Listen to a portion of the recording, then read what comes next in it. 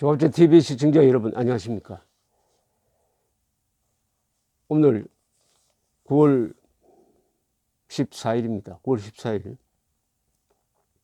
오전 8시입니다. 어제 양심 있는 법률가는 자존심이 상했을 것입니다.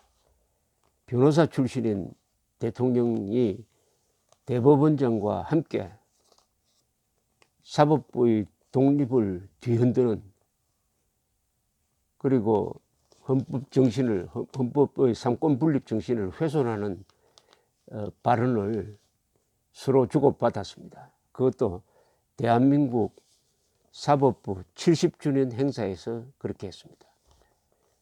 한국의 법치를 수십 년 뒤로 후퇴시키는 날이었습니다. 그런데도 법률가들은 오늘 또 침묵하고 있을 가능성이 많습니다. 우리나라에서 가장 머리가 좋은 사람들이 사법고시를 합격을 해가지고, 사법시험을 합격을 해가지고 지금 검찰, 판사뿐만 아니라 대통령, 국회에 들어가 있지만은 법률 기술자로밖에 보이지 않는 것은 용감한 모습이 결여되어 있기 때문입니다. 용감하지 않는 법률 기술만 제공하고 가끔 그 기술을 변칙적으로 사용해 가지고 박근혜 대통령을 징역 20년 이상 때리는, 그렇다면 법률 기술자죠. 대한민국은 법률가가 안 보이고 거의 전부 다가 법률 기술자처럼 보입니다. 법률 기술자. 스테이트맨을 정치가라고 하고 폴리티시언을 정상배라고 번역을 합니다. 정상배적 법률가를 법률 기술자라고 제가 지금 부르겠습니다. 정상배적 무슨 뜻이냐?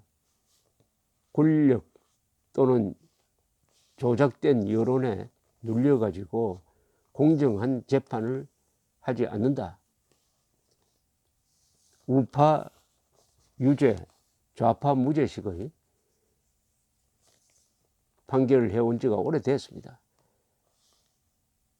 가장 먼저 왼쪽으로 돈 데가 사실은 사법부죠. 그런데 이 정권 들어서서 더 가속화시키고 있습니다. 그 한복판에 김명수 대법원장이 있습니다. 오늘 최원규 조선일보 사회부 차장이 쓴 법과 사회란 칼럼에서 제목이 이렇게 뽑혀 있습니다. 너는 누구 편이냐는 대법원장의 인식. 사람을 우리 편이냐 다른 편이냐로 보는데 익숙해 있다는 뜻입니다. 법은 공정성을 상실하면 폭력이 되어버립니다. 법은 공정하다는 걸 전제로 법에 국가 권력을 부여하는 것입니다. 공정을 상실한 공권력이 바로 독재입니다. 독재. 거의 심하게 되면 전체주의가 됩니다. 왜냐? 자기 혼자 지금 북한은 극단적인 경우인데 1인을 위하여서 모든 법이 작동하는 거죠. 1인 개인 숭배 또는 일당 독재 하에서는 그 당 하나를 위해서 법이 노예가 되는 겁니다. 우리나라에서는 지금 문재인 정권 세력, 어떤 특정 계급이 하나 만들어지고 있습니다. 그것을 뒷받침하고 있는 게 김명수 대법원장입니다. 최원규 씨는 이렇게 썼네요. 김명수 대법원장을 조금 아는 사람들은 겸손하고 좋은 분이라고 한다.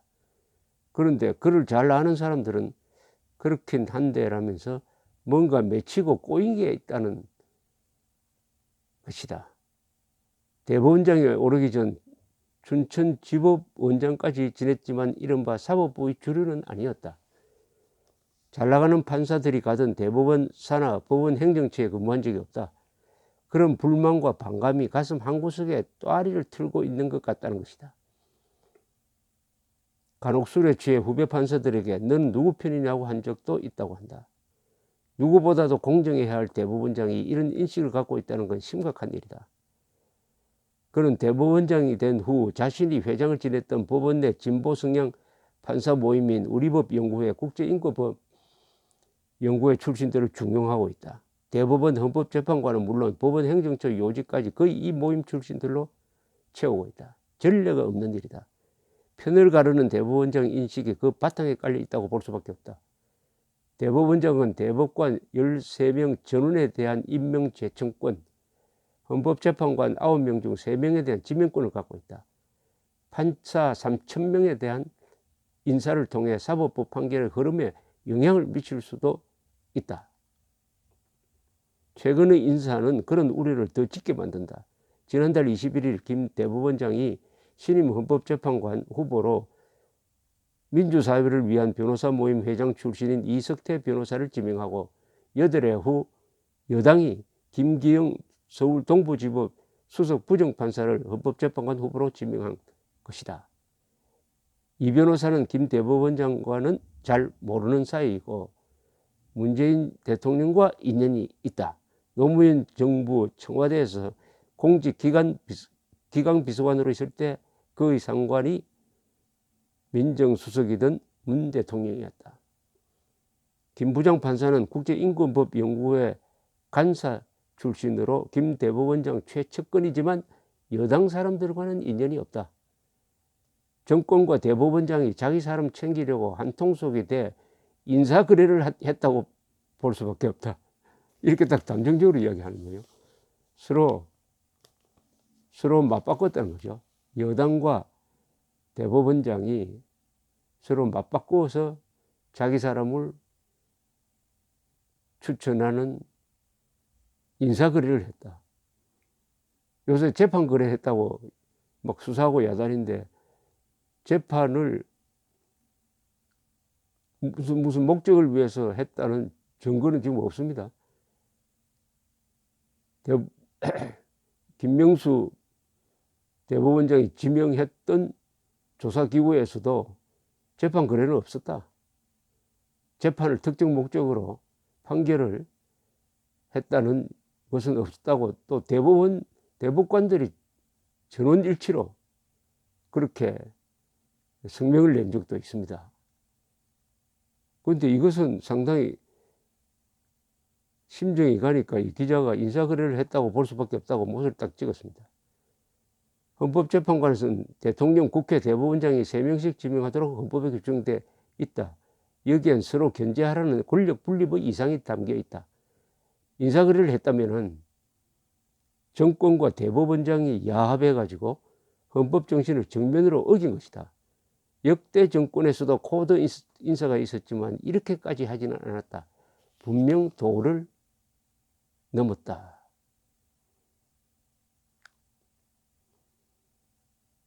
국제법 인권법 연구회는 양승태 전 대법원장 시절에는 대법원장 인사권을 제한해야 한다며 세미나까지 열더니 김 대법원장의 노골적인 코드 인사에는 함구하고 있다. 자기들 편이라고 생각하기 때문일 것이다. 문 대통령은 어제 사법부 70주년 기념식에 참석해 사법개혁을 주문했다. 김 대법원장도 전임 양승태 사법부에 대한 검찰 수사에 더 적극 협조하겠다고 했다. 마치 정권과 한몸이 된 듯하다. 정권과 대법원장, 일부 판사가 이렇게 한통속이 되는 건 사법부의 심각한 위기고 국민에겐 불행이다. 판사는 헌법 103조에 따라서 헌법과 법률 그리고 양심에 따라 독립적으로 심판해야 할 의무가 있습니다. 기준이 되는 게 헌법, 법률, 양심 그리고 독립성입니다.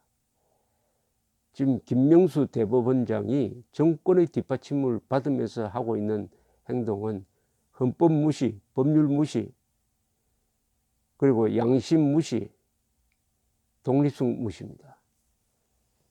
이렇게 되면은 대한민국은 삼권 분립이라는 견제 장치가 무너지면서 독재화됩니다. 독재화. 사법부의 독립성이 이미 이처럼 무너지고 언론이 제약을 받든지 탄압을 받으면은 자동적으로 대통령 중심의 행정부, 더구나 검찰, 경찰이라는 수사기관을 갖고 있으니까, 국정원이라는 정보기관을 갖고 있으니까 그쪽으로 힘이 쏠릴 수밖에 없습니다. 그것은 성인군자가 대통령이 돼도 그렇게 되게 돼 있습니다. 독재화를 막는 장치, 대통령의 독재화를 막는 장치가 바로 언론과 사법부인데, 사법부가 지금 대법원장이 대통령의 부하처럼 행동하는 것을 국민들이 다 지켜보고 있습니다. 그러면서 입만 열면은 자신들이 가장 정의롭고 깨끗하고 전 사법부, 전 정권은 불의의 시대였고 뭐 농단했다는 식으로 보는 게 이 문재인 대통령과 김명수 두 사람이 다 사법고시 또는 사법시험 출신입니다. 독립성을 상실한 사법부를 만든 사람이 누구냐? 김명수 대법원장이죠. 독립성을 상실하고 공정을 상실하고 패거리, 자기 편, 우리 편, 당신 편으로 따지는 사법부가 있다면은 사법부 불신 시대가 되고, 그렇게 되면은 수사와 재판에 대한 국민의 신뢰가 약해지고, 그렇게 되면은 대한민국이라는 나라를 끌고 가는 법치의 기준이 흔들리고, 그렇게 되면은 나침반이 망가진 채 항해하는 배가 되고, 그렇게 되면은 좌초할 수도 있고 폭풍성으로도 들어갈 수가 있습니다. 대한민국의 위기, 그 한복판에 김명수 대법원장의 편가르기가 있습니다. 감사합니다.